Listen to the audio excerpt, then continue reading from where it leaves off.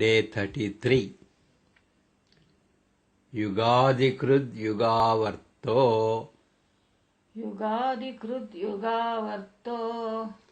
नैकमायो महाशनः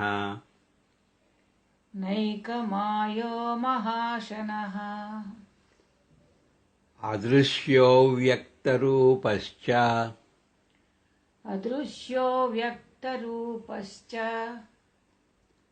सहस्रजिदनन्तजित्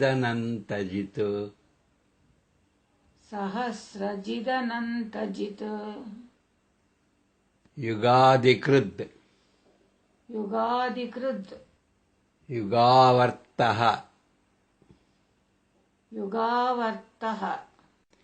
नैकमायः महाशनः अदृश्यः व्यक्तरूपः सहस्रजित् अनन्तजित्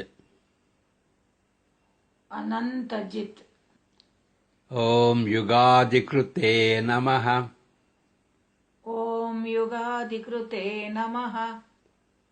ॐ युगावर्ताय नमः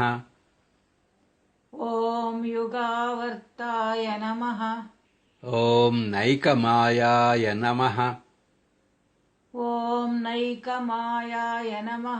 ॐ महाशनाय नमः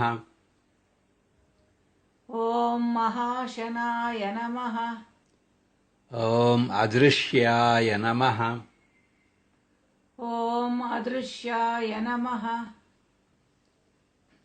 ॐ व्यक्तरूपाय नमः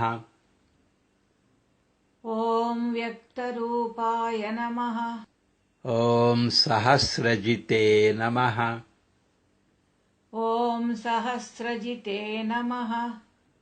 ॐ अनन्तजिते नमः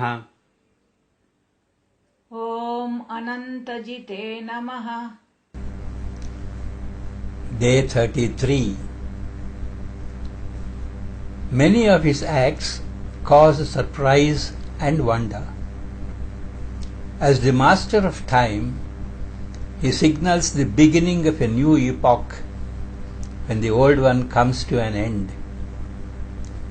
It is said that at the time of cosmic dissolution, he assumes the form of a baby and keeps floating on a fig leaf.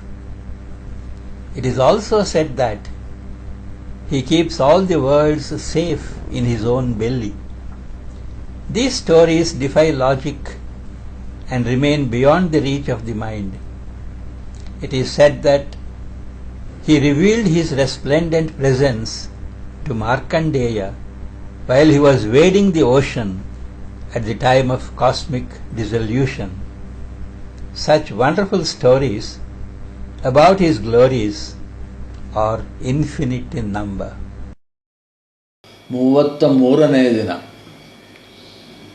ಈತನ ಲೀಲೆಗಳು ಕೌತುಕ ಮತ್ತು ವಿಸ್ಮಯವನ್ನು ಉಂಟುಮಾಡುತ್ತವೆ. ಯುಗಾಂತ್ಯವಾದಾಗಲೆಲ್ಲ ನೂತನ ಯುಗದ ಆರಂಭದ ಸಂಕೇತವನ್ನು ಯುಗಪುರುಷನಾದ ಈತ ನೀಡುತ್ತಾನೆ.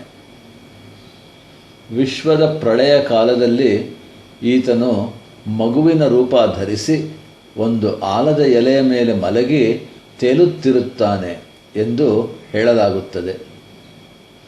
ಅಷ್ಟಲ್ಲದೆ ಈತ ಸಕಲ ವಿಶ್ವವನ್ನೂ ತನ್ನ ಮಡಿಲಲ್ಲಿ ಜೋಪಾನವಾಗಿ ಇರಿಸಿಕೊಂಡಿರುತ್ತಾನೆಂದೂ ಸಹ ಹೇಳಲಾಗುತ್ತದೆ.